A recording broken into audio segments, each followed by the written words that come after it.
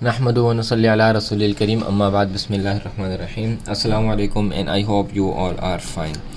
तो unit 11 start करने जा रहे हैं। यूनिट 11 स्टार्ट करने से पहले कुछ चीज़ें जो हैं आपको समझनी है।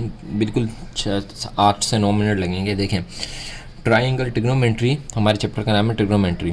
तो ट्रिग्नोमेट्री में हम जो बहस करते हैं वो ट्राइंगल के तीनों एंगल से करते हैं। सही है, ट्राइंगल यानी कि एक एंगल ये रहा, एक एंगल ये रहा, दूसरा एंगल जो है वो ये रहा, तीसरा एंगल ये रहा। तो ये चीज़ हम पहले भी पढ़ चुके हैं कि जो बिल्कुल सीधी लाइन होती है ना, जो सीधी लाइन जारी होती है, इसके साथ जो एंगल बनता है वो हमारा होता है राइट एंगल। वो हमारा होता है राइट एंगल, और राइट एंगल जो होता है वो होता है 90 डिग्री के बराबर। सही है, फॉर एग्जांपल ये 90 डिग्री के बराबर है और ये वाला एंगल जो है वो 40 डिग्री के बराबर है। इन्होंने दिया हुआ बना के आपको। तो 90 और 40 कितने हो गए? 130।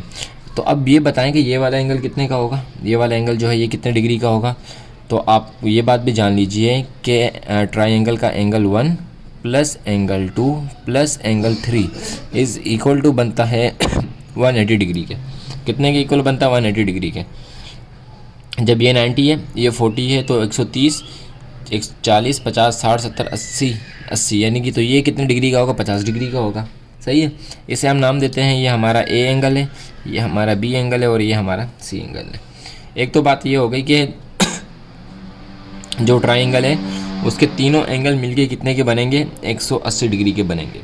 दूसरी बात ये है कि हम पहले पढ़ चुके हैं कि ये जो सीधी लाइन जा रही होती है ये हमारा राइट एंगल है, और राइट एंगल हमेशा कितने डिग्री का होता है?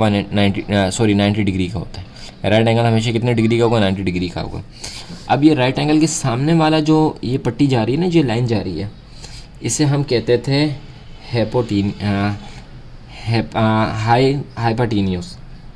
हाइपोटीनियस को हम कहते थे हाइपोटीनियस।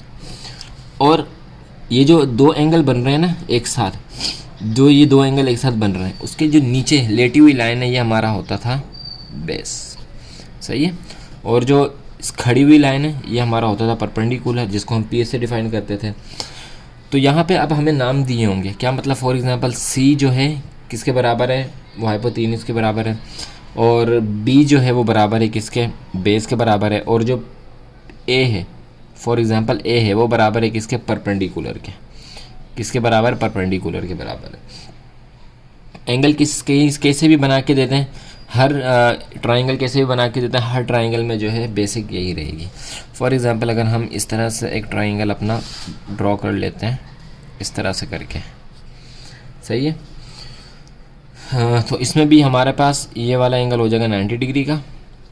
ये वाला एंगल फॉर एग्जांपल दिया हुआ है 50 का, तो 90 और 50 140, और बाकी जो बचेगा वो ऊपर वाला एंगल हमारा हो जाएगा। इसको नाम देते हैं, ये एंगल हमारा ए है, ये एंगल हमारा बी है, ये एंगल हमारा सी है, या आप इसे बी कह दें और इस वाले एंगल को कह दें कि ये हमारा एंगल सी है। तो बी इज़ इक्वल टू किसके हो जाएगा? बेस के, और सी इज़ इक्वल टू किसके हो जाएगा? हाइपोटेन्यूज के, और जो ए हो जाएगा वो इज़ इक्वल हो जाएगा परपेंडिकुलर के। सही है जी, वही वाली बात, राइट एंगल के सामने वाला हाइपोटेन्यूज, और जहाँ पे दोनों एंगल लेट के बन रहे हैं वो बेस, और जो ऊपर सीधी लाइन वाला जो होगा वो हमारा हो जाएगा परपेंडिकुलर। सही है, बाकी भी चीज़ें जो है बिल्कुल एज इट इज़ ऐसे ही होंगी। इस ट्राइंगल को आप उल्टा बना लें तब भी बिल्कुल हमारे पास यही कंडीशन रहेगी। अच्छा, अब हम आते हैं ट्रिग्नोमेट्री की कुछ चीज़ों के ऊपर और उसे हम देख लेते हैं। ऊपर जो डिस्कशन होगी वो तो होगी अबाउट एंगल्स। अब हम आते हैं ट्रिग्नोमेट्री के। What is trigonometry? Trigonometry is basically a study of 3 angles. Study of 3 angles. सही है, ट्राइंगल के जो 3 एंगल होते हैं उसकी स्टडी करने को, उसमें चीज़ें निकालने को हम क्या कहते हैं? ट्रिग्नोमेट्री कहते हैं। अच्छा, ट्रिग्नोमेट्री में कुछ चीज़ें हैं वो हम देख लेते हैं। देखें तो यहाँ पे देखें, नंबर वन हमारे पास आता है सिन। जो इक्वल होता है वो होता है P अपॉन H के। P आपको पता है परपेंडिकुलर, और H हमारा जो है हाइपोटेन्यूज।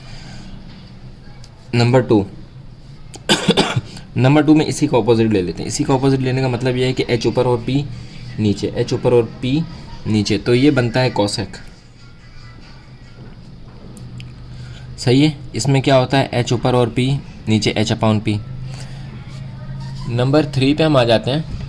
तो नंबर 3 पे हमारे पास जो चीज़ आती है वो आती है cos. Cos is equal to होता है बी और एच, यानी कि बेस और एच। नंबर 4 पे हम कॉस को ही ऑपोजिट कर लेते हैं। क्या मतलब ऑपोजिट, यानी कि एच ऊपर और बी नीचे, एच ऊपर और बी नीचे, तो वो हमारे पास आते हैं सेक, सेकेंड्स है सेक। तो एच हाइपोटेन्यूस ऊपर और बी हमारा नीचे। इसके बाद हमारे पास नंबर 5 पे, नंबर 5 पे हमारे पास आ जाता है टेन, TAN ना कि TEN। टेन जो होता है वो इक्वल होता है पी अपॉन बी के, पी अपॉन बी के। और लास्ट, बिल्कुल लास्ट नंबर 6 पे, नंबर 6 पे इसको थोड़ा सा और नीचे कर देते हैं, यहाँ पे नंबर 6 पे, नंबर 6 पे टेन का ही हमारा ऑपोजिट हो जाता है, यानी कि बी ऊपर और पी नीचे, तो वो बनता है कॉट, COT कॉट, यानी कि बी अपॉन पी। तो ये कुछ चीज़ें हमारे पास सिन, कॉसिस, कॉस, सेक, टेन और कॉट, जैसे जैसे आप प्रैक्टिस करते जाएंगे तो इंशाल्लाह ये चीज़ें आपको भी याद होती जाएंगी। अब हम बात कर लेते हैं कि ये है क्या भला। अब ये बात कर लेते हैं कि ये क्या भला। फॉर एग्ज़ाम्पल हमारे पास एक ट्रायंगल है कुछ ऐसे करके, सही, हमारे पास है ट्रायंगल ऐसे करके। तो अभी आपको बताया कि जो राइट एंगल होता है ऑलवेज़ कितने का होगा, 90 डिग्री का होगा हमारा, सही है। उसके सामने हमारा हो जाएगा H, और जो लेटी हुई लाइन है ये हमारा हो जाएगा बेस, और जो खड़ी लाइन है यानी कि एक एंगल यहाँ पे दूसरा एंगल ऊपर की तरफ, तो ये हमारा हो जाएगा परपेंडिकुलर, सही है। इसी ट्रायंगल को ये हो गया।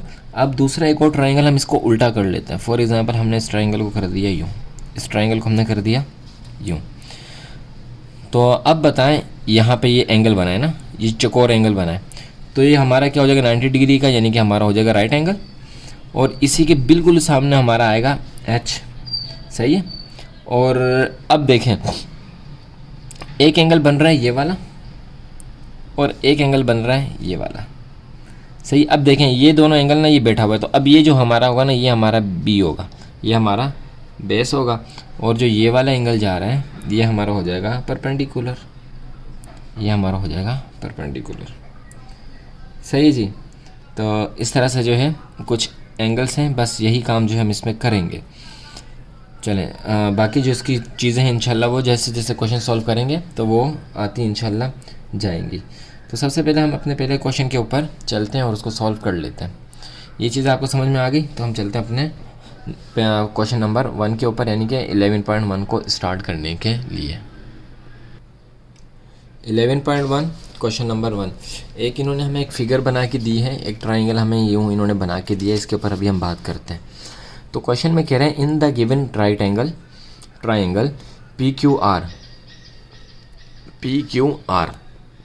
Find all the trigonometric ratio for the both acute angles, यानी कि इस एंगल का भी, इस एंगल का भी और इस एंगल का भी, यानी कि एंगल की P, angle Q, angle R, इन तीनों एंगल्स के जो है हमने ट्रिग्नोमेट्रिक रेशो फाइंड करने हैं।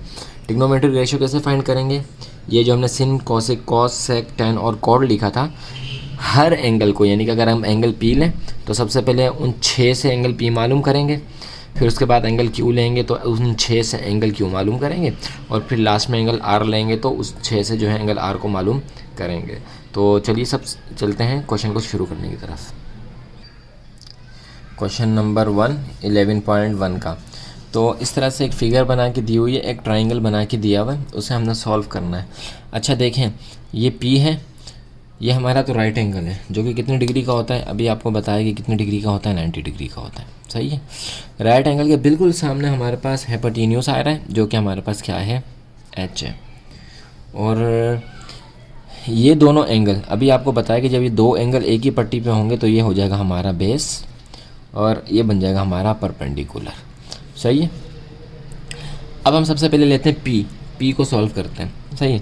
लेकिन जब हमारा नंबर आएगा Q को सॉल्व करने का तो इसमें थोड़ी सी चेंजिंग आएगी, वो हम उस वक्त बताएंगे जब Q हम सॉल्व करना स्टार्ट करेंगे। तो पहले सबसे पहले जो हम सॉल्व करते हैं वो करते हैं पी को। तो कैसे करेंगे, जो तमाम जो हमने छः के अभी जो हमने पढ़े, सिन, कोसेक, कॉस, सेक, टेन और कॉट, इनके ज़रिए सबसे पहले हम एंगल पी को मालूम करेंगे। तो एक छोटी सी हेडिंग डाल लेते हैं यहाँ पे, हम यहाँ पे लिख लेते हैं टेकिंग।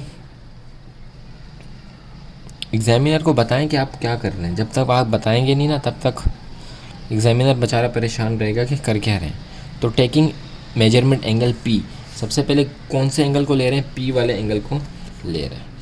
तो पी वाले एंगल को जब हम लेंगे तो सबसे पहले हम क्या करेंगे, नंबर वन में हमारे पास क्या है, सिन हमने लगाया था तो सिन लगा देते हैं, और measurement angle P is equal to, सही है। दूसरे नंबर पे हमने कोसेक लिया था तो कोसेक लगा देते हैं और मेजरमेंट एंगल पी लिख देते हैं। तीसरे नंबर पे हमने कॉस किया था, cos measurement angle P is equal to, क्योंकि taking P angle P find कर रहे हैं ना, तो इसलिए हर किसी के साथ जो है हम वो पी ही लगा रहे हैं।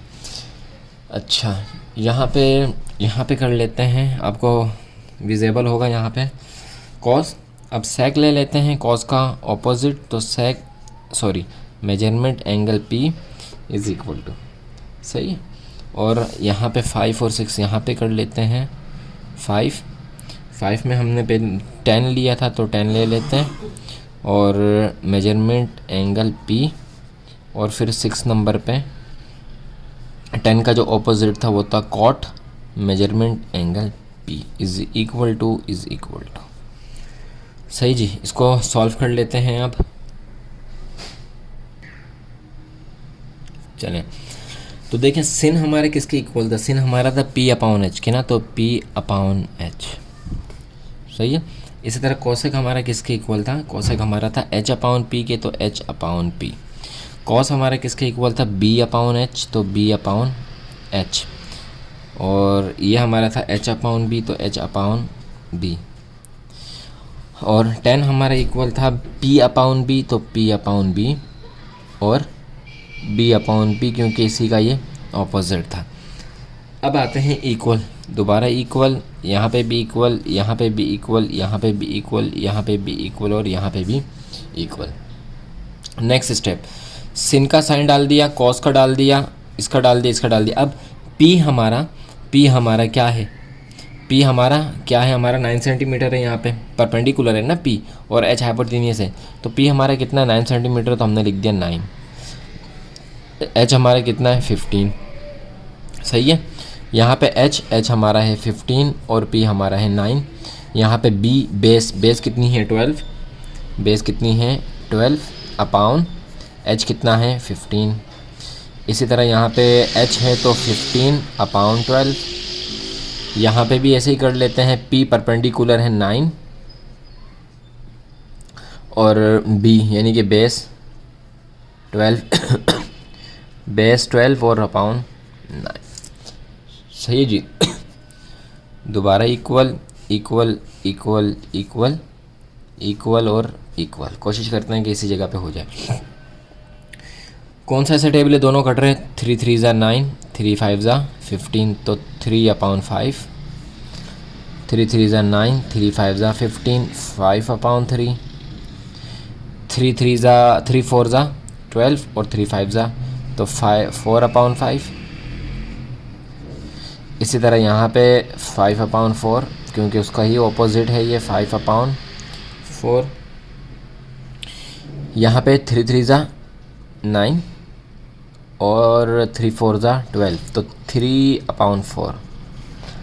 और यहाँ पे बी सही लिखा है हमने, बेस 12 और पी 9 सही है। 3 3 ज़ा 9 और 4, तो हो गया 4 अपॉन 3, सही है।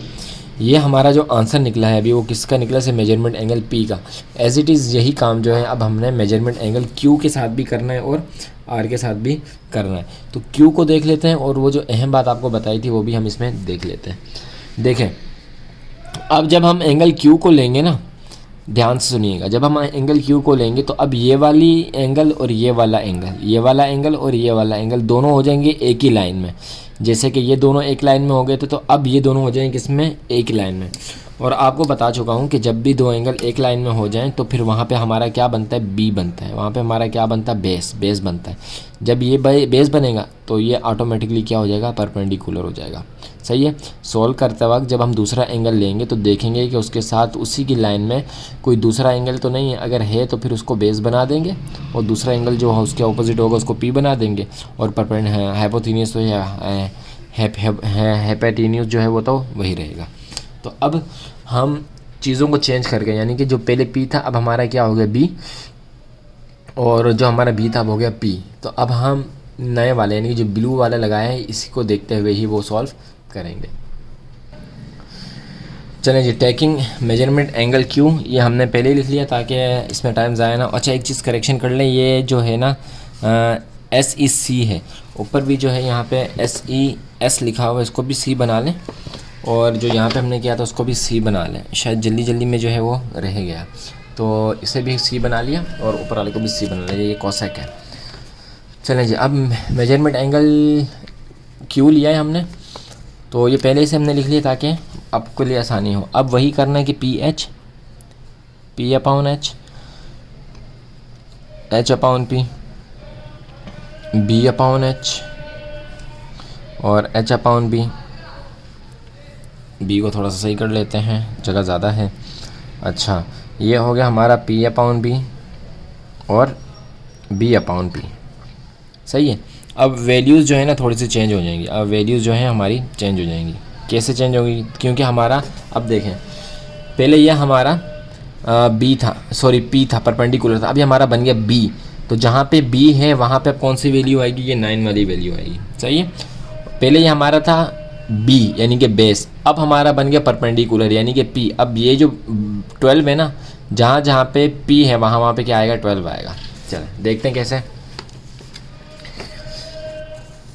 P अपॉन H है, तो P हमारा पहले था 9 और अब है 12, तो 12 अपॉन, और H तो हमारा वही है 15, तो ये आ गया 15। इसी तरह H हमारा क्या है 15 और ये है हमारा 12। B बेस हमारी नए वाली 9 हो गई, अब क्या होगी, बेस हमारी नए वाली होगी 9 और H हमारा वही है 15। अच्छा, ये 15 अपॉन 9 और यहाँ पे P परपेंडिकुलर हमारा क्या हो गया 12, तो ये हो गया 12 और 12 अपॉन B जो कि हमारी कितनी है 9। सही है, समझ आ गया। अच्छा जी, चलें। अच्छा, B अपॉन P, तो ये B और ये 12। सही है जी, यहाँ तक हो गया। अब वही काम करना है, 5 ज़ा 4 ज़ा 4 ज़ा 5 ज़ा, तो ये हो गया 4 अपॉन 5 और ये हो गया 5 अपॉन 4। नज़र आ रहा होगा आपको, ये 5 से ये 3 से, तो 3 अपॉन 5, इक्वल का निशान पहले लगा लेते हैं, 3 और 5 तो 5 अपॉन 3, इसी का सही है, ये हो गया 4 और ये हो गया 3, तो 4 अपॉन 3 और इसी का उल्टा 3 अपॉन 4। सही है जी। ये हमने निकाल लिए एंगल किसके, मेजरमेंट एंगल क्यू के। ये हमने क्यू का जो है सॉल्व कर लिया। अब लास्ट वाला जो है हमारा है आर, हम आर वाले का भी सॉल्व कर लेते हैं, जो कि हमारा राइट एंगल बन रहा है 90 डिग्री का, उसको भी सॉल्व कर लेते हैं। अच्छा जी, यहाँ पे एक बात जान लें, वो ये कि जो राइट एंगल है ना उसकी वैल्यू हम फाइंड नहीं करते, क्योंकि राइट एंगल की वैल्यू तो ऑलरेडी डिफाइंड है, जो कि कितनी है 90 डिग्री है। लेकिन जो इन दोनों की होती है, इन दोनों के में रेशो हमने फाइंड करना होता है, जो कि हम इस तरीके से जो है फाइंड कर लेते हैं। तो ये था आज का सवाल, क्वेश्चन नंबर 1। चलते हैं इसके नेक्स्ट क्वेश्चन नंबर 2 की तरफ, और उसको भी सॉल्व कर लेते हैं। वीडियो थोड़ी सी डिटेल हो जाती है क्योंकि बहुत सारी चीज़ें आपको समझानी होती हैं, तो घबराया ना करें और वीडियो बीच में ना छोड़ा करें, बल्कि हर चीज़ को कॉपी देख लिया करें। चलें जी, इसको आप कॉपी कर लें क्वेश्चन नंबर 1 को, और फिर आप इसको भी कॉपी कर लें क्वेश्चन नंबर 1 कंप्लीट को। फिर जो हम चलते हैं इसके नेक्स्ट क्वेश्चन नंबर 2 की तरफ। क्वेश्चन नंबर 2, ये एंगल बनाया हुआ है इस तरह से, एक ट्राइंगल बना के दिया हुआ है, तो x और y दिया हुआ है, m इज़ इक्वल टू ये m। अच्छा, ये जो है ये n है, इसको सही कर लें, ये वाला तो m है, लेकिन ये जो है यहाँ पे भी m लिखा हुआ है, इसे आप कर लें n। सही है, तो m n और एल, एल एम एन और सॉरी एल एम और एन हो जाएगा। चलें, कह रहे हैं कि in the given right angled triangle L M N, जो कि एम एंगल है एन का, एक्स इज इक्वल एंगल है किसका, एन का, और वाई का मेजरमेंट एंगल एन जो है किसका है, वाई का है, एम का वाई और एन का एक्स, इधर भी एन का एक्स कर लें। Find the values of the following trigonometric ratios, तो ये रेशियोज दिए हुए इनकी वैल्यूज़ को फाइंड करना है। 12 हैं, 12 को फाइंड करेंगे। कॉस का फॉर्मूला आपको पता होना चाहिए, कॉस का फॉर्मूला आपको पता होना चाहिए। तो बात कर लेते हैं, चलते हैं कॉपी की तरफ, फिर जो है इसको हम डिस्कस करते हैं। सबसे पहले तो हम इस ट्राइंगल को समझ लेते हैं। देखें, हमें यहाँ पे दिया हुआ सेक एक्स, सेक एक्स। अगर सेक का हम मालूम करें, अगर हम सेक को देखें और सेक का फॉर्मूला देखें, तो सेक का फॉर्मूला हमारे पास बनता है, इधर मेंशन कर लेते हैं कि सेक एक्स बराबर हो जाएगा हमारा हेपेटिन्यूस अपॉन बी के। सही है। अब हमने लेना क्या, एक्स, तो हमारे पास एक्स क्या है, ये हमारे पास 90 डिग्री का एंगल है। जब एक्स हम ये लेंगे तो ये वाला एंगल और ये वाला एंगल, अच्छा ये हमारा हो जाएगा हेपेटिन्यूस। सही है, ये हमारा हो जाएगा हेपेटिन्यूस। अब हमारा बेस और जो परपेंडिकुलर है वो चेंज होता रहेगा। वो कैसे चेंज होगा वो देखें। देखें, अगर हम इस x को ले लेते हैं, यानी कि x लेना है ना हमें, तो हम यहाँ पे x को ले लेते हैं। तो x को जब हम लेंगे तो ये वाला एंगल और ये वाला एंगल एक ही उस पे हो जाएगा, लाइन में हो जाएगा। तो जब ये एक लाइन में हो जाएगा तो जो हमारा बेस होगा वो हमारा ये 12 बन जाएगा। सही है, बेस हमारा क्या बन जाएगा, 12। जब हम x ले रहे हैं, जब हम x ले रहे हैं तो ये हमारा क्या बन जाएगा, बेस बन जाएगा। सही है। जब हम और ये जब ये बेस बनेगा तो ये जाहिर सी बात है परपेंडिकुलर बन जाएगा। सही है, ये बेस बन गया तो ये परपेंडिकुलर बन गया और हेपेटिन्यूस तो वही रहेगा। लेकिन जब हम y लेंगे, जैसे कि हम यहाँ पे आगे जाके y लेंगे, तो cos का फॉर्मूला लगेगा, और जब y लेंगे तो y ये वाला एंगल और ये राइट एंगल दोनों एक लाइन में हो जाएंगे। जब दोनों एक लाइन में हो जाएंगे तो अब ये वाला एंगल जो है हमारा ये बन जाएगा बेस। जब ये बेस बन जाएगा तो ये परपेंडिकुलर बन जाएगा, ये वाला परपेंडिकुलर बन जाएगा और ये बेस बन जाएगा जब हम y लेंगे। कैसे, चलें देख लेते हैं इसे। तो सेक एक्स है, तो sec X is equal to, अच्छा h हमारा क्या है, l, h हमारा क्या है, l, तो हम l ही लिख देते हैं क्योंकि बेस ले रहे हैं और x ले रहे हैं। तो ये वाला x ले रहे हैं, ये वाला एंगल और ये वाला एंगल एक लाइन पे, जब दोनों एक लाइन पे दो एंगल आगे तो ये हमारा क्या बन जाएगा, बेस। और बेस हमारा यहाँ पे क्या है, n, तो यहाँ पे हम लिख लेते हैं n। सही है, कंप्लीटली इसको सॉल्व करेंगे इंशाल्लाह। तो सेक x बराबर हो जाएगा, l की वैल्यू क्या है 15, ये हो गया 15 अपॉन, और n की वैल्यू क्या है 12। तो सेक x इज इक्वल टू, अच्छा 3 5 ज़ा 15 और 3 4 ज़ा 12, तो 5 अपॉन 4, ये हो गया हमारा इसका आंसर। अब चलते हैं यहाँ पे कॉस वाले पे।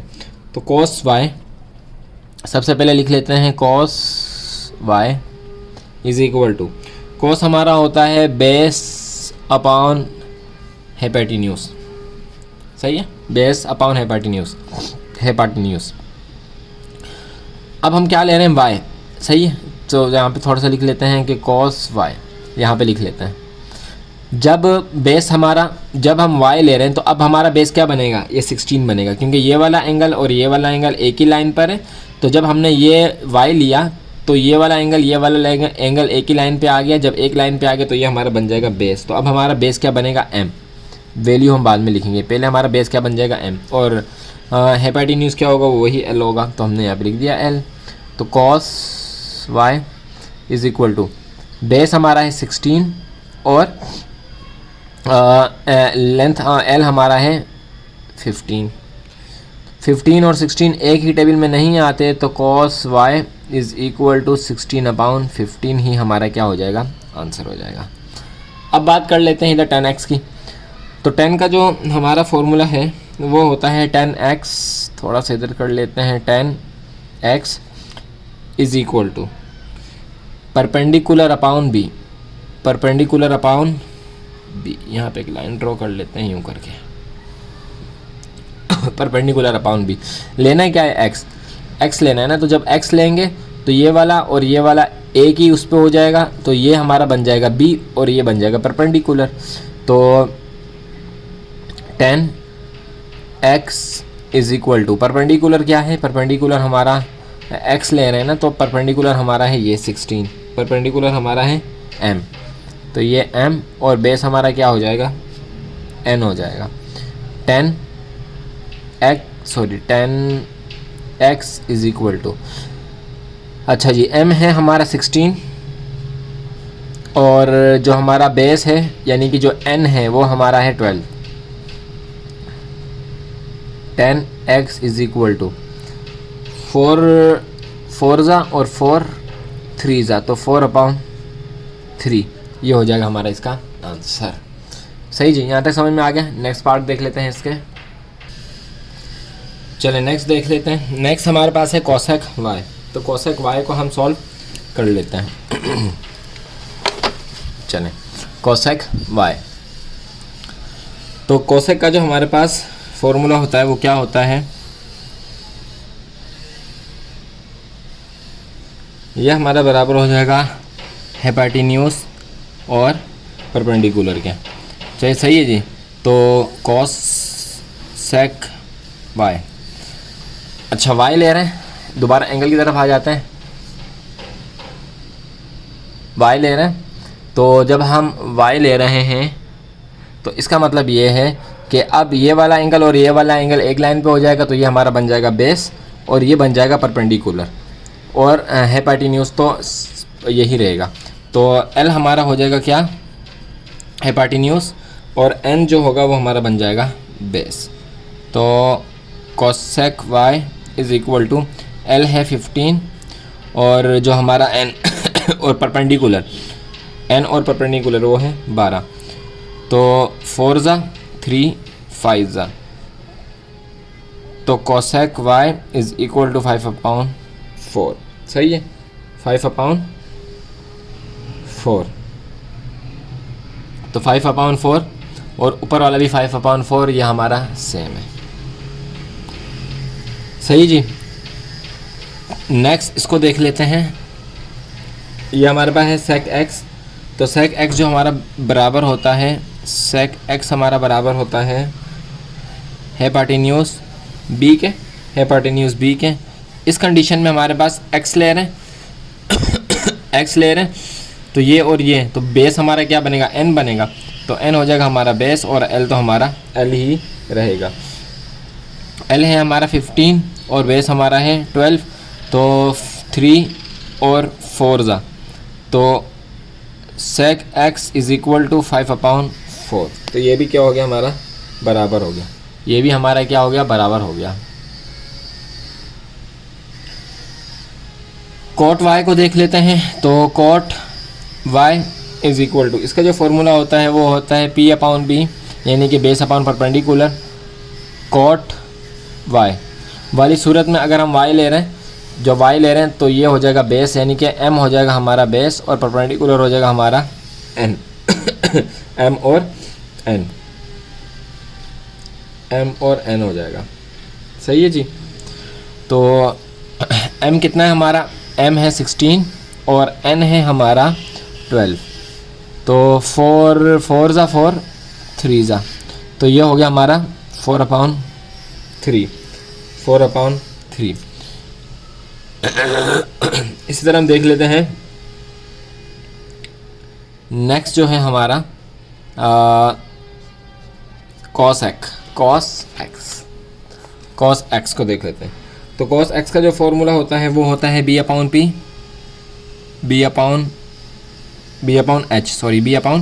h। एक्स ले रहे हैं, तो एक्स लेने की कंडीशन में हमारा जो बेस बनेगा वो n बनेगा, बेस क्या बनेगा, n, तो n और हाइपोटेन्यूज हमारा l ही रहेगा, तो 12/15, 5 ज़ा और 4 ज़ा, तो 4/5, ये हो गया हमारा इसका आंसर। सिन y ले लेते हैं। सिन y का जो फॉर्मूला होता है वो परपेंडिकुलर अपॉन हाइपोटेन्यूज। अच्छा y ले रहे हैं, तो जो परपेंडिकुलर हमारा बनेगा वो बनेगा m, तो m m बनेगा n बनेगा, y ले रहे हैं तो परपेंडिकुलर हमारा बनेगा सॉरी n और हेपाटेन्यूज तो वही है तो वही रहेगा। n है हमारा 12 और जो ये है हमारा वो है 15 4 ज़ा 5 ज़ा तो 4/5। बाकी इसके हैं क्वेश्चन नंबर 9, 10, 11, 12 4 क्वेश्चन हैं, उनको आप खुद सॉल्व करें, वीडियो को पॉज करें और बताएं कि आपने इसको कैसा अच्छा सॉल्व किया, आपको समझ आया या कमेंट में बताएं या नहीं आया। तो वीडियो को पॉज करके आप वो वाले सॉल्व करें और वीडियो को दोबारा से प्ले करके जो है आप सोल्यूशन उसके देख सकते हैं। चलें जी, तो उम्मीद है कि आपने सॉल्व कर लिए होंगे। तो अब हम चलते हैं अपने ख़ुद के सॉल्व करने की तरफ, यानी कि हम आपको बताते हैं। तो आपने किया ये होगा कि कॉट लिखा, कॉट लिखने के बाद x लिखा इज़ इक्वल टू किया। कॉट का जो हमारा है वो है b/p, यानी कि बेस अपॉन p। दोबारा आपने कॉट लिखा, कॉट लिखने के बाद x लिखा, x लिखने के बाद अगर हम x ले रहे हैं तो हमारा जो ट्राइंगल की तरफ चलते हैं, चलें ट्राइंगल की तरफ चलते हैं। अगर हम x ले रहे हैं तो ये और ये एक लाइन में है, जब दोनों एक लाइन में तो ये बनेगा बेस और ये बनेगा परपेंडिकुलर, यानी कि n बेस और m परपेंडिकुलर। सही है, तो n बेस और m perpendicular. Cot x is equal to, तो ये हो जाएगा हमारा 12 और 16। Cot x is equal to 4 4 ज़ा और 4 3 ज़ा तो हो गया 3/4। सही है, ऐसे ही किया होगा आपने भी। नेक्स्ट देख लेते हैं। सेक y इज इक्वल टू, ये बराबर होता है हमारे हेपाटेन्यूज अपॉन बी के, हेपाटेन्यूज अपॉन बी के। तो सेक y इज इक्वल टू, हेपाटेन्यूज हमारा हमेशा सेम रहता है जो कि हमारा है क्या l, और y ले रहे हैं तो हमारा जो वो बनेगा m, बेस बनेगा m। तो सेक y इज़ इक्वल टू, ये हो जाएगा 15 और ये हो जाएगा 16। सेक y इज़ इक्वल टू, एक टेबल में नहीं जाते तो 15/16 ही हमारा क्या हो जाएगा, आंसर हो जाएगा। सही है, ये 5 का 5 ही रहेगा। नेक्स्ट जो हमारा 9 है वो है कॉसेक। तो cosec x is equal to, cosec is equal to होगा हेपाटेन्यूज अपॉन p के, क्योंकि हम ले रहे हैं x तो अब हेपाटेन्यूज तो हमारा हेपाटेन्यूज ही रहेगा जो कि हमारा l है, और ये जो परपेंडिकुलर ये हो जाएगा हमारा m। तो cosec x is equal to, cosec x is equal to l हमारा है 15 और m हमारा है 16, तो ये भी सेम ही रहेंगे। तो कॉसेक हमारा यही इसका आंसर हो जाएगा। 10y को कर लेते हैं, तो 10y इज़ इक्वल टू है p/b के, y ले रहे हैं तो 10y is equal to n और m बन जाएगा। सही, कमेंट में बताएं कि n और m क्यों बनेगा। तो 10y is equal to, n जो है हमारा वो है 12 और m हमारा है 16। अच्छा, तो ये हो जाएगा 3 ज़ा और ये हो जाएगा 4 ज़ा, तो 3/4 तो ये हो जाएगा 10y। अब आपने क्या करना है, अब आपने बताना है कि कौन सा किसके बराबर है। तो वो जब आपने पूरा सॉल्व कर लिया तो आप उसको कर ही लेंगे। चलिए जी, तो ये हो गया हमारा क्या, क्वेश्चन नंबर 2 भी अल्हम्दुलिल्लाह कंप्लीट। चलते हैं इसके नेक्स्ट क्वेश्चन नंबर 3 के ऊपर। Now back to the book, text book. तो question number 3, in the given right angle triangle UVW verify the following के सिन अल्फ़ा, ये जो ए बना हुआ है इसको हम कहते हैं alpha. Cosec alpha is equal to 1, यानी कि सिन अल्फ़ा और दरम्यान में डॉट है, डॉट का मतलब है कि multiply, sin alpha multiply by cosec alpha is equal to 1, यानी कि लेफ्ट हैंड साइड और राइट हैंड साइड हमारी इक्वल आनी चाहिए। इस तरह सेक बी, तो सेक और ये बी जो इस तरह बना हुआ है ये होता है बीटा, तो अल्फ़ा बीटा, तो sec B beta multiply by cos beta is equal to 1, यानी कि लेफ्ट हैंड साइड हमारी और राइट हैंड साइड इक्वल आनी चाहिए। और इसी तरह बाकी 8 तक भी इसको हम सॉल्व करते हैं इंशाल्लाह। क्वेश्चन नंबर 3 का पार्ट 1 देखें, sin X alpha multiply by cosec alpha is equal to 1। तो ये अल्फ़ा थोड़ा सा अजीब सा बन गया, तो इससे गुजारा कर लीजिएगा। अच्छा, सिन जो हमारे पास होता है वो होता है P upon H multiply by, क्योंकि डॉट है तो हमने मल्टीप्लाई कर लिया, और कॉसेक हमारे पास होता है hypotenuse multiply by P is equal to 1। इसके सबसे पहले फिगर बना लेते हैं, यानी कि इसका जो ट्रायंगल बना हुआ है हम वो बना लेते हैं। चलें, क्वेश्चन नंबर 3 है और हमने इसके ट्रायंगल भी बना लिया है। तो सबसे पहले आपसे सवाल ये है हमारा बीटा, सही है, ये हमारा है बीटा और वो हमारा है अल्फ़ा। तो मुझे बताएं कि ये हमारी ये डिब्बा बनाया हुआ ये क्या है, ये क्या है, कमेंट में बताएं, जल्दी बताएं। तो आप कमेंट में बता रहे हैं कि ये हमारा है क्या, 90 डिग्री का एंगल, यानी कि राइट एंगल, ये हमारा है राइट एंगल। चलें, अब ये बताएं कि अगर हम बीटा लेते हैं, तो बीटा लेने की कंडीशन में हमारा बेस क्या होगा, बताएं। बिल्कुल सही, बीटा लेने की उसमें हमारा जो बेस होगा वो हो गया क्या, 15, सही, क्योंकि ये वाला और ये वाला एंगल एक ही लाइन में, और परपेंडिकुलर क्या हो जाएगा, ये 8 हो जाएगा। अगर हम अपना बेस अल्फ़ा ले लेते हैं, यानी कि जिस तरह यहाँ पे अल्फ़ा वाले सवाल है ना, ये अल्फ़ा वाला, ये भी अल्फ़ा, इसको थोड़ा सही कर लेते हैं, तो ये भी अल्फ़ा है। तो अगर हम अल्फ़ा लेते हैं तो अल्फ़ा लेने की सूरत में हमारा बेस क्या बनेगा, 8 बनेगा, और परपेंडिकुलर हमारा क्या होगा, ये 15 होगा, और ये 17 जो है हमारा हाइपोटेन्यूज है। सही जी, उम्मीद है कि आपने इसको देख लिया होगा।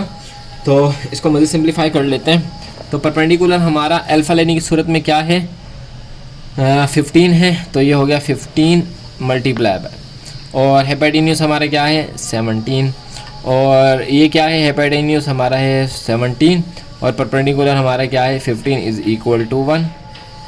15, जब भी एक बात और देख लें कि जब भी फ्रैक्शन में हमारे पास सवाल आ जाते हैं और मल्टीप्लाई हो, तो सबसे पहले काम हम जो करते हैं वो रिड्यूस करने का करते हैं। तो 50 को 50 से काट दिया, 17 को 17 से काट दिया, तो कुछ नहीं बचा, तो क्या बचा, 1 बचा। क्यों, क्योंकि 1 1 ज़ा 1 और 1 1 ज़ा 1, तो 1 इज़ इक्वल टू हो गया 1 के, और ये हमने कर दिया वेरीफाइड या प्रूफ, वेरीफाइड। सही जी, हमने कर दिया इसको वेरीफाइड। अब आ जाते हैं यहाँ पे सेक बी पे। तो सेक जो है हमारा वो होता है हाइपोटेन्यूज अपॉन बी, जो कि मल्टीप्लाई हो रहा है B upon H is equal to 1 से, सही है, कॉस बी। बीटा ले रहे हैं, अब हम क्या ले रहे हैं, बीटा ये रहा। तो जब बीटा लिया तो ये वाला एंगल और ये वाला एंगल एक ही लाइन में, जब एक ही लाइन पे ये हमारा क्या बन जाएगा, बेस बन जाएगा। तो बी हमारा क्या हो जाएगा 15, बी हमारा हो जाएगा 15, और एच हमारा 17 है। तो यहाँ पे बी हमारा हो जाएगा 15 और एच हमारा 17 है, सही है, 17 है, और मल्टीप्लाई का साइन इज़ इक्वल टू 1। 17 से 17 कैंसिल, 15 से 15 कैंसिल, तो 1 इज़ इक्वल टू हो गया 1 के, और ये हमने कर लिया इसको वेरीफाइड। सही जी, आसान क्वेश्चन है। चलते हैं इसके पार्ट नंबर 3 और पार्ट नंबर 4 की तरफ। ये आपने याद रखना है, सही है, ये चीज़ें आपने याद रखनी है। एक बार फिर से आपको बता देते हैं कि जब अल्फ़ा लेंगे तो याद रखिएगा कि ये वाला एंगल और ये राइट एंगल हमारा एक ही लाइन में हो जाएगा। जब ये एक लाइन में हो जाएगा तो हमारा जो बेस बनेगा वो 8 सेंटीमीटर बनेगा। लेकिन जब हम बीटा लेंगे तो बीटा और ये वाला एंगल ये दोनों एक ही लाइन में हो जाएंगे। जब एक लाइन में हो जाएंगे तो अब ये हमारा बेस बनेगा और वो हमारा होगा परपेंडिकुलर। अल्फ़ा लेंगे तो ये बेस बनेगा और ये होगा हमारा परपेंडिकुलर। तो आगे जो है हम सॉल्व कर लेते हैं। 10 अल्फ़ा और कॉट अल्फ़ा आपस में हो रहे हैं मल्टीप्लाई। 10 अल्फ़ा और कॉट अल्फ़ा आपस में हो रहे हैं मल्टीप्लाई। तो 10 जो होता है वो होता है P अपॉन B मल्टीप्लाई, और कॉट हमारा होता है B upon P। B upon P is equal to 1। अच्छा, अल्फ़ा है तो परपेंडिकुलर हमारा होगा क्या 15 और बेस हमारा होगा 8। इसी तरह 8 अपॉन 15 इज़ इक्वल टू 1। 15 से 15 कैंसिल, 8 से 8 कैंसिल, 1 इज़ इक्वल टू हो गया 1 के, और हमने ये कर दिया इसको वेरीफाइड। इस तरह सिन बी। अच्छा, अब ये डिवाइड हो रहे हैं। अभी क्या हो रहे हैं, डिवाइड हो रहे हैं। ये दोनों डिवाइड होके किसके इक्वल होने चाहिए, 10 बी के साथ, 10 बीटा के साथ ये होने चाहिए। तो डिवाइड को आप दोनों तरह से लिख सकते हो, ताकि अच्छा आप इसको यूं करके भी लिख सकते हैं कंडीशन में बना के, लेकिन फिर वो डबल डिवीजन हो जाएगा। और आप इसको यूं करके भी दरमियान में ये साइन डाल के भी लिख सकते हैं। तो हम जो है इस तरीके से इसको सॉल्व करेंगे। सही है जी। तो सिन बीटा ये बराबर होता है पी अपॉन एच के। सही है। अगर हम नीचे करें तो नीचे भी इसको लंबी लाइन डाल के कर लेंगे, लेकिन हम इसको यूं कर लेते हैं डिवाइडेड बाय, और कॉस बी बराबर होता है बी अपॉन एच के, बी अपॉन एच के, और ये इज इक्वल टू होंगे किसके, 10 बीटा के। तो ये हो जाएगा पी अपॉन बी के, पी अपॉन बी के। तो बीटा ले रहे हैं तो परपेंडिकुलर हमारा क्या होगा, 8 होगा। परपेंडिकुलर हमारा होगा 8 और हाइपोटेन्यूज तो हमारा होगा 17 डिवाइडेड बाय, अच्छा बीटा हमारा क्या होगा 8 और हाइपोटेन्यूज हमारा क्या होगा 17, सॉरी परपेंडिकुलर, और बीटा जो हमारा होगा वो होगा हमारा 15, बीटा होगा हमारा 15 इज इक्वल टू परपेंडिकुलर और 15, परपेंडिकुलर और 15। चलें शिफ्लिंग कर लें। शिफ्लिंग का मतलब ये है कि जब भी अगर फ्रैक्शन में सवाल आ जाए, फ्रैक्शन में सवाल आ जाए और दरमियान में डिवाइड का साइन हो तो हम रेसिप्रोकल करते हैं। रेसिप्रोकल करने का मतलब क्या होता है कि 8 अपॉन 17 ऐसे ही रहेगा, मल्टीप्लाई डिवाइड का साइन मल्टीप्लाई में चेंज हो जाएगा, 7 डिनोमिनेटर चले जाएगा न्यूमिनेटर, और न्यूमिनेटर हो जाएगा डिनोमिनेटर, और ये हो जाएगा इज इक्वल टू 8 अपॉन 15। 17 से हो गए कैंसिल। तो यहाँ पे क्या है 1, 8 को 1 से मल्टीप्लाई किया तो 8 आया, और इसको किया तो हमारे पास आया 15 इज़ इक्वल टू 8 अपॉन 15। सही है, ये एक दूसरे के क्या हो गए, इक्वल हो गए। तो हम यहाँ पे लिख सकते हैं कि हमारा आंसर क्या है, वेरीफाइड। समझ आ गई होगी आपको, आसान था, बस रेसिप्रोकल कर दे। रेसिप्रोकल करने से क्या हुआ कि 8 अपॉन 7 तो ऐसे, 17 तो ऐसे ही रहा, डिवाइड का साइन मल्टीप्लाई में चेंज हो गया, और 15 नीचे आ गया और 17 ऊपर चला गया, यानी कि न्यूमिनेटर डिनोमिनेटर बन गया, डिनोमिनेटर न्यूमिनेटर बन गया, 15 नीचे चले गया, 17 ऊपर चला गया। ये ऐसे ही चलता रहा, ये आपस में कट गया तो 8 और 15 को एक साथ कर दिया, 8 1 ज़ा 8 और 1 15 ज़ा 15, ये दोनों एक दूसरे के इक्वल हो गए, तो हमने इसको वेरीफाई कर दिया। इसी का पार्ट नंबर 5 देख लेते हैं, जो कि हमने कॉस अल्फ़ा और divided by sin alpha is equal to cot alpha वाला हमने यहाँ पे लिख के रखा हुआ है।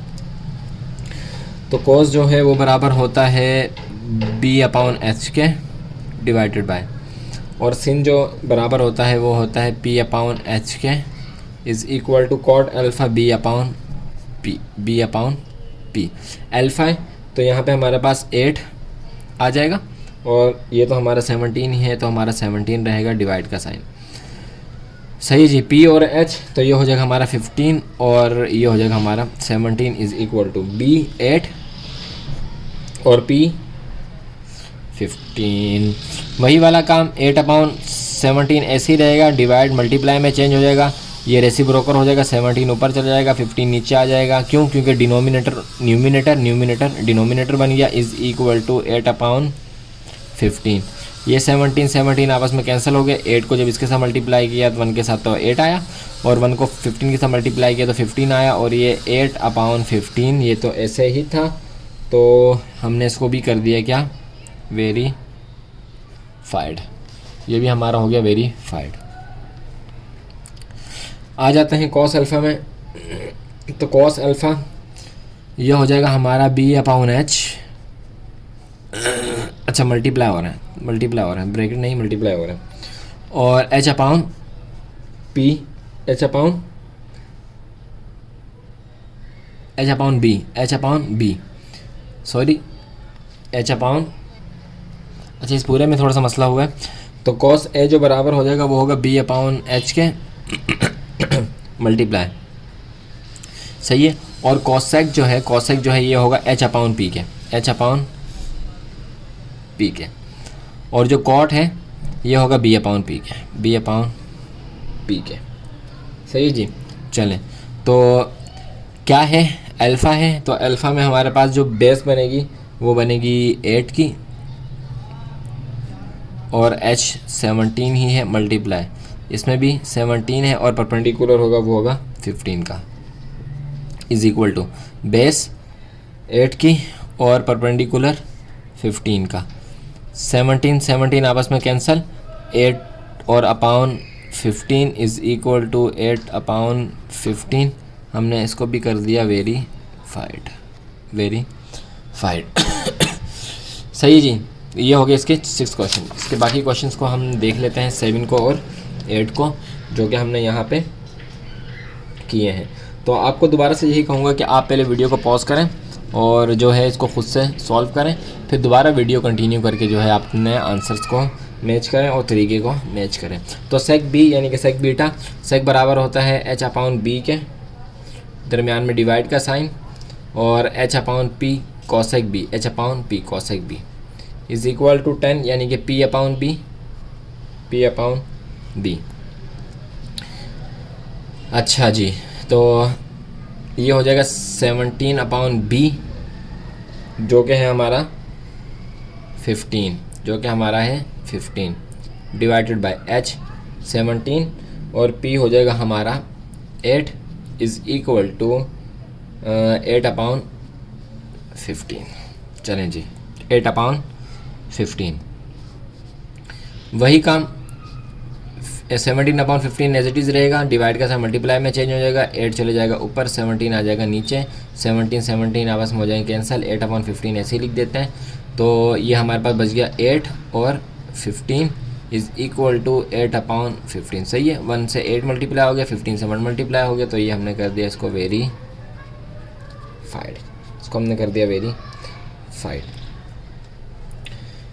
अच्छा, यहाँ पे इस 8 वाले क्वेश्चन में यहाँ पे आपके पास जो बुक में लिखा है ना, बुक में आपके पास लिखा है अल्फ़ा, तो ये अल्फ़ा नहीं है, ये इसको बीटा कर लें। ये इसमें बुक में क्या है, अल्फ़ा लिखा है आपने, लेकिन आपने इसको क्या करना है, बीटा करना है। क्यों, वजह आपको बताएंगे कि क्यों करना है। सही है, बल्कि आप खुद ऐसा करें कि हम जो सॉल्व कर रहे हैं वो कॉट बीटा के साथ सॉल्व कर रहे हैं, आप इसको सॉल्व कर रहे हैं कॉट अल्फ़ा के साथ, यानी कि 10 alpha divided by cot beta is equal to 1। आपने बी की जगह पे अल्फ़ा रख के सॉल्व करना है, फिर आपने बताना है कि सॉल्व हुआ या नहीं हुआ। चलिए इसको देख लेते हैं। तो ये हमारा p/p divided by b/p is equal to 1। तो अल्फ़ा लेने की सूरत में p हमारा बनेगा 15 और b हमारा बन जाएगा 8 डिवाइडेड बाय, बीटा लेने की सूरत में b हमारा बन जाएगा 15। सही है, और ये हमारा बन जाएगा p हमारा बन जाएगा 8 इज़ इक्वल टू 1। रेसिप्रोकल कर लें, यानी कि 15/8 तो एज इट इज़ रहेगा, डिवाइड का साइन मल्टीप्लाई में चेंज हो जाएगा, 8 चला जाएगा ऊपर, डिनोमिनेटर न्यूमिनेटर बन गया और न्यूमिनेटर डिनोमिनेटर बन गया। 15 से कैंसिल, 8 से कैंसिल इज़ इक्वल टू 1, कुछ नहीं बचा तो 1 बचा, 1 इज़ इक्वल टू हो जाएगा 1। सही जी, और ये हो गया वेरीफाइड। इसको कर लिया हमने सॉल्व। अब आप यहाँ पे बीटा की जगह अल्फ़ा लिखें और उसको सॉल्व करें। सही है, सॉल्व करें, शफलिंग करें, यानी कि रेसिप्रोकल करें, देखें सॉल्व होता है या नहीं होता। तो यहाँ तक जो हमने सॉल्व किया वो किए हमने क्वेश्चन नंबर 3 को सॉल्व किया। चलते हैं नेक्स्ट क्वेश्चन नंबर 4 को, और उसको भी सॉल्व कर लेते हैं। Question number 4, in the given right angle ABC prove the following, यानी कि sin x is equal to cos y, tan y is equal to cot x, sec x is equal to cosec y। ये इन सब चीज़ों को क्या करना है, prove करना है, साबित करना है। ट्राइंगल हमें क्या दिया हुआ है, ये दिया हुआ है, छोटा सा ट्राइंगल हमें ये दिया हुआ है, A B और C, B is equal to 16, C is equal to 34 और A is equal to 30। x और y को प्रूव करना है। वही बात है, अगर x लेंगे, अच्छा तो इसको जो है वो प्रूफ कर देते हैं। सही, चलिए इसको हम प्रूफ कर देते हैं। इसकी वैल्यूज इन्होंने हमें दी हुई है, तो इसको हम प्रूफ कर देते हैं। इस ट्रायंगल को थोड़ा सा सही कर लें। ट्रायंगल को सही क्या करना है कि इन्होंने राइट एंगल के ऊपर जो है वो x दिया हुआ है, तो आप x कर लेंगे यहाँ पे। सही, तो ये हमारा हाइपोटेन्यूज बन जाएगा, और जब x और ये लेंगे तो ये दोनों एक ही एंगल में हो जाएंगे। जब ये दोनों एक ही एंगल में हो जाएंगे तो ये हमारा बेस बन जाएगा। और अगर y लेंगे तो y और ये एक दोनों एंगल पे एक ही लाइन पे हो जाएंगे। तो जब y और ये राइट एंगल लेंगे तो ये हमारा बेस बनेगा, ये परपेंडिकुलर बनेगा। जब x लेंगे, x यहाँ पे कर लें तो x और राइट एंगल 90 डिग्री वाला, ये हमारा बेस हो जाएगा और ये हमारा परपेंडिकुलर हो जाएगा। तो इसको सॉल्व कर लेते हैं, बल्कि आप इसको पहले ऐसे बना लें, इस ट्रायंगल को आप ऐसे सही कर लें। ऐसे सही कर लें, एक्स यहाँ पे कर लें वो 90 डिग्री, और ये वाई, बाकी सारे नाम वही होंगे जो लिखे हैं उसके ऊपर। तो सबसे पहले जो है इसको हम कर लेते हैं सॉल्व, स्टार्ट कर देते हैं। सही है। सिन जो है हमारा है पी अपॉन एच और इज़ इक्वल टू ये हमारा है बी अपॉन एच। एक्स लेने की सूरत में हमारा परपेंडिकुलर बनेगा 36 और हेपाइटेन्यूज तो कितना है, बुक में देख लेते हैं। हेपाइटेन्यूज हमारा कितना है 34, तो हेपाइटेन्यूज हमारा हो गया 34 इज़ इक्वल टू वाई लेने की सूरत में जो हमारा बेस बनेगा वो बनेगा 30 और हेपाइटेन्यूज हमारा होगा क्या 34। सही है जी। तो ये होगा हमारा क्या 34। अच्छा, अगर हम पढ़ते हैं टू का टेबल अगर हम पढ़ते हैं कहाँ तक, देखें टू का टेबल अगर हम पढ़ते हैं 17 तक, तो हमारे पास क्या आ रहा है 34, तो हमारे पास क्या आ रहा है 34। और टू का टेबल ही हम पढ़ते हैं 18 तक, तो हमारे पास आ रहा है 36, तो ये हो गया हमारे पास 18। इसी तरह से ये हो गया हमारे पास 17 और ये हो गया हमारे पास 15। अच्छा, ये इसको सही कर लें, ये 30 है, ये 30 है, क्योंकि जब ये 30 आ रहे हैं तो परपेंडिकुलर हमारा 30 बनेगा। जब बेस वाई लेने की सूरत में 30 आ रहे हैं तो परपेंडिकुलर एक्स लेने की सूरत में हमारा 30 ही बनेगा, तो ये हो जाएगा 15। ये हो जाएगा क्या 15। तो देखें 15 अपॉन 17 इज़ इक्वल टू 15 अपॉन 17। तो ये हमने क्या कर दिया प्रूव्ड, ये हमने क्या कर दिया प्रूव्ड। बात आपको समझ आ गई ना। देखें यहाँ पे परपेंडिकुलर है, यहाँ पे बेस है। एक्स की सूरत में जब परपेंडिकुलर 30 बन रहा है तो बेस भी क्या बनेगा 30 ही बनेगा, क्योंकि वाई ले लेंगे। अब आते हैं 10 वाई के ऊपर। अब आते हैं 10 वाई के ऊपर। तो 10 वाई में पी अपॉन बी ये बराबर है हमारा बी अपॉन पी के। सही, बी अपॉन पी के। तो ये हो जाएगा 16 और ये हो जाएगा 30 इज़ इक्वल टू इसी तरह ये हो जाएगा 16, क्योंकि पहले वाई था अब एक्स हो गया, और ये हो जाएगा 30। एक बार आपको इसमें भी फिगर में भी समझा देते हैं। देखें इसमें भी आपको बता देते हैं। हमने कहा कि आप इसको एक्स को है ना यहाँ पे कर लें, एक्स को कहाँ कर लें, यहाँ कर दें। तो जब एक्स यहाँ पे आ गया, ये राइट एंगल है, तो ये बेस हमारा क्या बन गया 16। बेस हमारा क्या बन गया एक्स की सूरत में 16। सही है।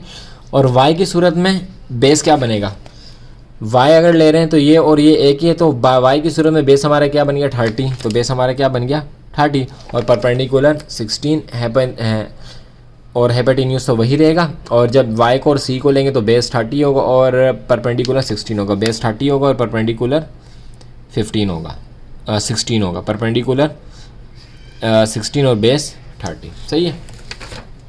इसी तरह से इसको भी सॉल्व कर लेते हैं। तो 4 का टेबल नहीं जाएगा, 2 का टेबल 8 टाइम, 2 का टेबल 15 टाइम, 2 का टेबल 8 टाइम, 2 का टेबल 15 टाइम। तो 8 अपॉन 15 इज़ इक्वल टू 8 अपॉन 15।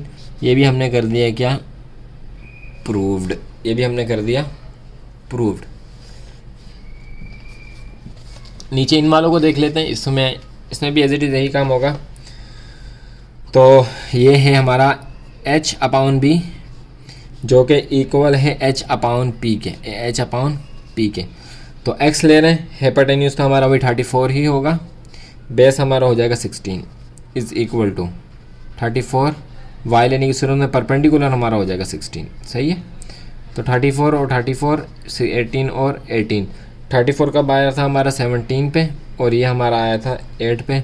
ये आया था 17 पे, ये आया था हमारा 8 पे। तो 17 अपॉन 8 इज़ इक्वल टू 17 अपॉन 8। ये हमने इसको भी क्या कर दिया प्रूव्ड कर दिया। cos x पे आ जाते हैं। cos x पे तो cos x b upon h is equal to sin y p upon h। x की सूरत में बेस हमारा बनेगा 16 और h है तो वो तो 34 ही होगा। p की सूरत में 16 हमारा बेस हो जाएगा y की सूरत में, और ये होगा हमारा 34। तो 8 से और 17 से, 8 से और 17 से तो 8/17 इज़ इक्वल टू 8/17, ये हो गया हमारा क्या, प्रूव्ड, ये हो गया हमारा प्रूव्ड।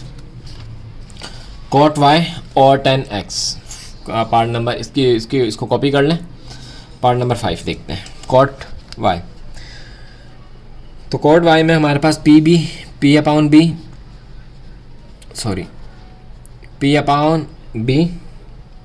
बल्कि पहले सही लिखा था b upon p is equal to p upon b, कब x की सूरत में और y की सूरत में। तो ये हमारा बन जाएगा 36 अपॉन परपेंडिकुलर जो कि है 16 इज़ इक्वल टू x लेंगे तो 16 हो जाएगा, 30 हो जाएगा हमारा, 30 हो जाएगा हमारा परपेंडिकुलर और 16 हो जाएगा हमारा बेस। तो 15 से 8 से और 8 से, तो ये हो गया हमारा 15/8 इज़ इक्वल टू 15/8, ये हमने कर दिया, सो क्या, प्रूव्ड। लास्ट देख लेते हैं cosec x। cosec x जो है हमारा h upon p is equal to sec y जो कि है h अपॉन b। तो h तो हमारा 34 है, यहाँ पे भी हमारा h कितना है, 34 है। x की सूरत में परपेंडिकुलर होगा 30 और y की सूरत में बेस होगा 30। ये दोनों ये आपस में, तो ये हो जाएगा 17 से, ये हो जाएगा 15 से, ये हो जाएगा 17 से, ये हो जाएगा 15 से। तो 17/15 इज इक्वल टू 17/15, और ये हो गया हमने प्रूव्ड, ये कर दिया हमने क्या, प्रूव्ड। इसी के साथ साथ जो है हमारी एक्सरसाइज 11.1 होगी कंप्लीट, जिसमें हमने किए 4 क्वेश्चन को सॉल्व। प्रैक्टिस करें अच्छी तरह से, आसान चीज़ें हैं, आपके एग्ज़ाम्स भी जो है आप करीब होंगे स्कूल के, तो अच्छी तरह से प्रैक्टिस करें। मिलेंगे नेक्स्ट वीडियो में, तब तक अपना ख्याल रखिएगा, हमें दुआ में याद रखिएगा। अल्लाह हाफ़िज़।